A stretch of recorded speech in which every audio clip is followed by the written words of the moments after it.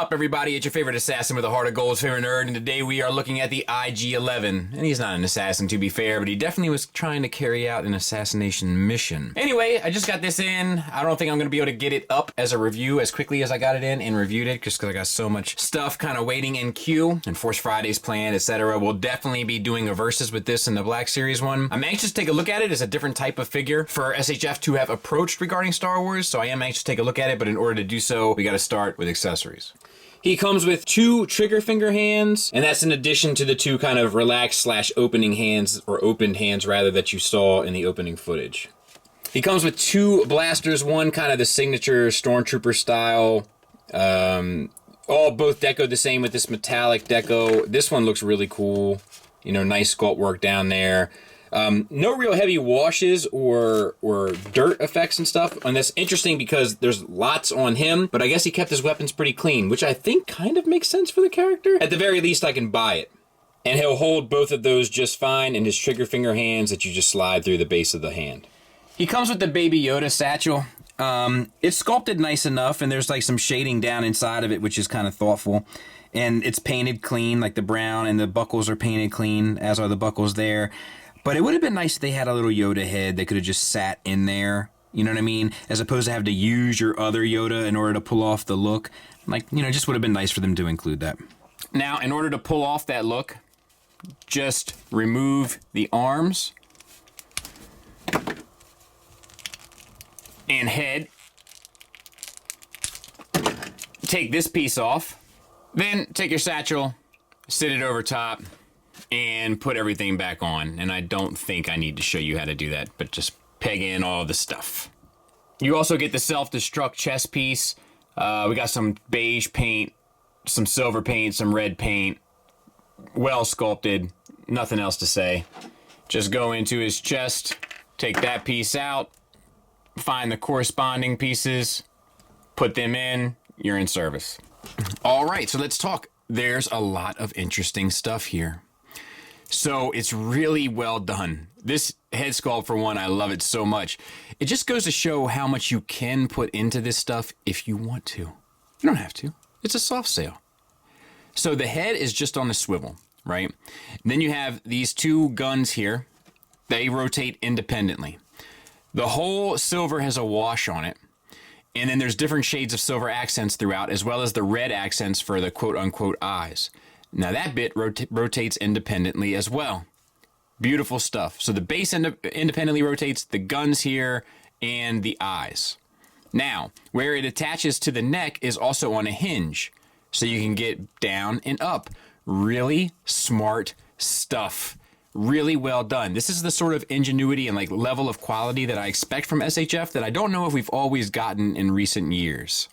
That being said, there's other cool stuff to talk about, but let's talk about some deco here. This base color that they use is not a silver. It's almost like a gray, but it works. And it has a wash over top of it, and then these like kind of rust effects on it. It looks really good. Then we have some accents, and all of that has the wash as well. It looks dirty, it looks lived in, it looks very Star Warsy. So the abdomen swivels, so you get movement there, and then the waist swivels as well. So that's another section where you get movement. And then you have all of these details down in here. All of those bits are extra bits glued on, painted with different layers of paint, glossy paints, metallic paints, plus washes. Really? I mean, this figure, I'm gushing over it just because of just how damn good it is, to be honest. All right, for the arms, basically a universal joint. It's a hinge that comes out to 90 degrees, plus a swivel. Gold painted on, washed throughout. Silver painted on as well for accent. You have a bicep swivel. You have a single hinged elbow that gets you 90 degrees. Once again, the elbow is painted and washed. And then you have the wrist. They're on a hinge at the base, so that'll get you up, down. You can swivel the wrist itself. This does not swivel, so you're always limited to up, down. There is no in, out movement. And then the fingers, they're just the softer plastic, so they should operate well, but no particular articulation per se. All right, let's continue. I'm having so much fun. The silver, on this floating bit here, we have the silver bits painted on. They're clean, they're sharp. What else do you want from them? Then we have ball jointed hips. T-jointed, to be fair. Get you out to there, so not the greatest range. However, it's kind of accurate to the character. Forward and back, decent. I think, once again, accurate to the character. We got all the wires and stuff that are added on. This piece here that wraps around the knee joint and everything. We have a thigh swivel at the ball peg. They probably could have put one in here, to be fair. That's probably something they could have done. And then we have a single knee hinge that gets you 90 degrees. Once again, heavy washes and this rust effect on the lower legs. Ankles. You get an ankle tilt up, an ankle tilt down, and a rocker. Knockout figure, my friends. Really well done. I would have liked some sort of ab crunch, and maybe a thigh swivel. But honestly, dudes, that's it. And ladies, maybe there's a lady here. But pretty impressive. Size comparison wise, there he is next to the Hasbro version. It just gives you such a better idea of how much more imposing this guy looks on your shelf as opposed to the Hasbro one. I've been giving Hasbro a lot of credit here recently for being able to keep up with SHF, and this is not one of those times. And we're gonna look at him critically. But just from my initial impressions, ooh, slaughterhouse. There he is with the SHF Mandalorian, and I don't know if he is that tall. I gotta watch the show again. He might be too big, but I like it. Either way, I like it. It makes him look intimidating, makes him look dangerous, so I dig it. And there he is in my Navarro diary. Man, I gotta get Baby Yoda back in there, but...